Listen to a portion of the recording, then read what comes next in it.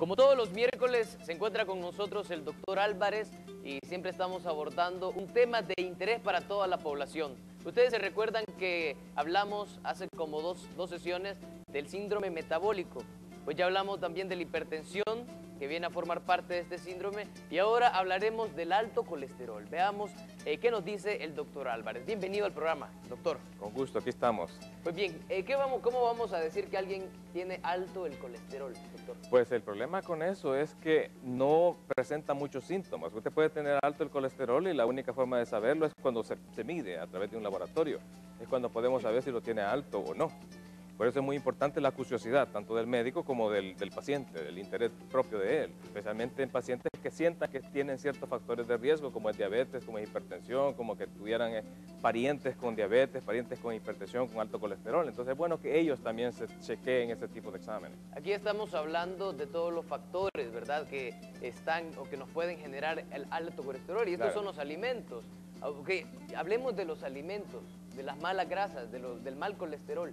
Sí, porque es una pregunta muy frecuente, por ejemplo, cuando uno le dice, bueno, pues no coma cosas que le hacen daño y que le suban el colesterol, pero muchas veces nosotros no nos tomamos el tiempo de explicarle al paciente qué es el buen colesterol o la buena grasa y la mala grasa. Entonces ahí es donde interviene que nosotros debemos de explicarle a los pacientes muchas veces que existe buena y mala grasa. La buena grasa es aquella que no nos produce daño y puede usted comer cantidades casi ilimitadas, y la mala grasa es muchas de las que nosotros consumimos por diferentes razones, por razones económicas o porque nos parece que saben mejor que las otras. Una de ellos tenemos los chicharrones, tenemos las butifarras, tenemos los embutidos, el queso, que es el enemigo número uno, según mi opinión, porque lo consumimos todos. Sí, eso es cierto. Y el queso es muy bueno y a todos nos gusta el queso. El problema es que si comemos mucho de él, entonces nos va a elevar el colesterol. Es como usted dice, doctor.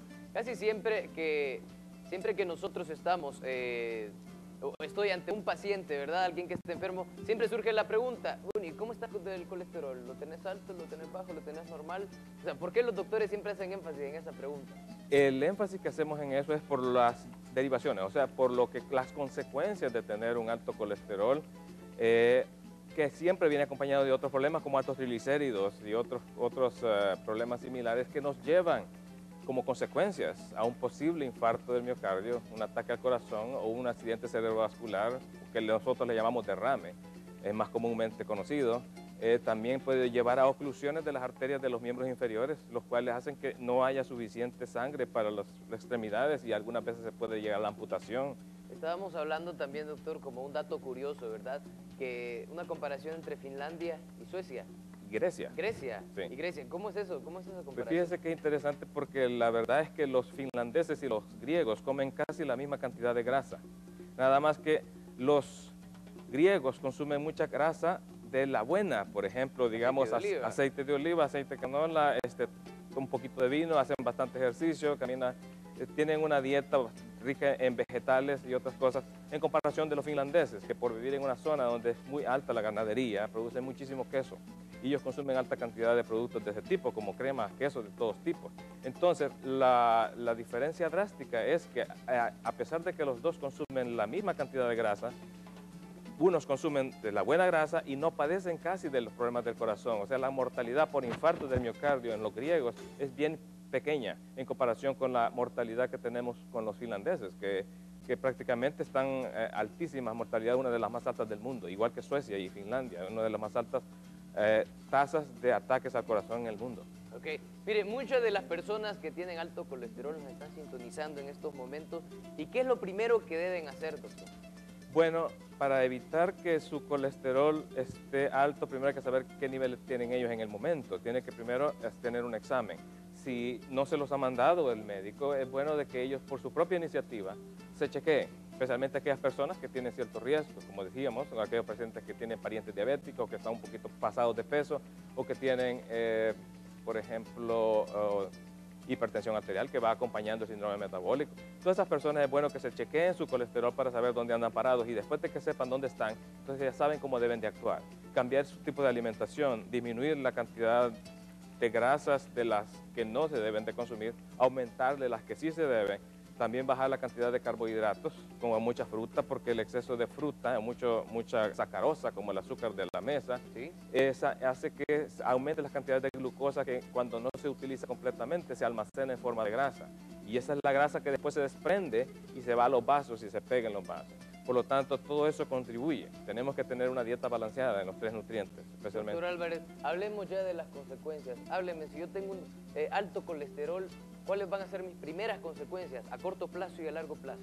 Bueno, a corto plazo, si usted tiene un alto colesterol, prácticamente no va a tener mayores síntomas, porque tal vez algunas veces sucede unas pequeñas confusiones, pensamiento un poco lento, un poco de sueño, un poquito de, como le dijera, cansancio, debido a que cuando la sangre es muy espesa, circula muy despacio en el cerebro, y al circular despacio hace que la gente como que piense un poquito más lento. Es como cuando uno come una gran comida y posteriormente le da sueño y tiene ganas de acostarse, debido a eso, porque tiene muy espesa la sangre. Es una de las primeras características.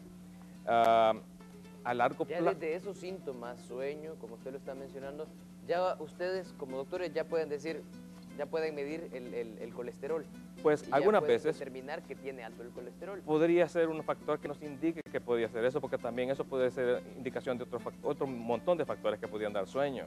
Pero eso es una de las posibilidades que uno tiene que considerar en las personas que están a riesgo de este tipo de problemas. A largo plazo, ¿qué me pasa? A largo plazo, si usted acumula grandes cantidades de grasa en su circulación, estas tienden en cierta forma, unirse a las paredes de los vasos de las arterias. Entonces la sangre ya cada vez le cuesta más el movimiento y no llega a los lugares donde nosotros queremos que llegue. Entonces hace que se estrechen los vasos de las arterias y en un momento esas placas podían romperse y al romperse producir un trombo, un coágulo, y entonces obstruyen por completo el vaso y pueden dejar un miembro o el corazón mismo o el cerebro sin sangre y hacer que el cerebro muera o que muera el corazón. Entonces, por esa razón... Hacer que el cerebro o el corazón muera. Sí, ese es el problema a largo plazo si no se corrige a tiempo. Entonces, que es muy importante. La forma de controlarlo, doctor. Forma de Ya controlarlo. ya me diagnosticaron y me dijeron, tiene alto el colesterol. Muy ¿Cómo bien. lo puedo controlar? Primero, empecemos por lo básico. Lo más importante es el cambio de la dieta. O sea, que si estábamos consumiendo, digamos, 1 o 3 pupusas al día, estamos comiendo mucho queso, estamos comiendo pizza, estamos comiendo mucha grasa saturada, empezar ya a disminuir eso considerablemente. Muy importante. ¿Sí? Y después de eso, si aún así no logramos hacer un cambio efectivo, entonces tenemos que usar los medicamentos, que son los que nos receta el doctor, para poder bajar nuestro colesterol, nuestros triglicéridos y mantenerlos en un nivel de los cuales no puedan hacer daño y mantenerlos en un nivel normal, porque tampoco lo podemos llevar a cero, porque necesitamos siempre cierto colesterol en el organismo, porque es muy importante para las células y algunas hormonas, pero no queremos que se pasen del límite normal porque podrían hacer más daño que beneficio.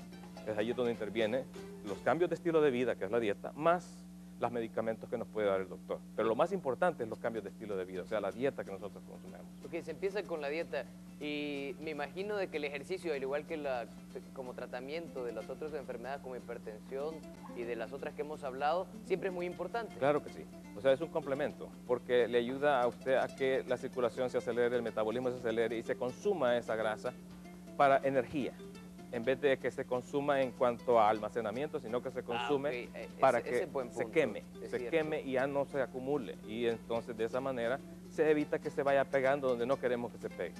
Amigo, amiga, si usted tiene alguna consulta, la puede hacer en estos momentos al 22 11 0800 o 22 11 0798 y con mucho gusto nosotros le atenderemos. Doctor, síganos hablando del alto colesterol. ¿De qué otra forma nos puede repercutir?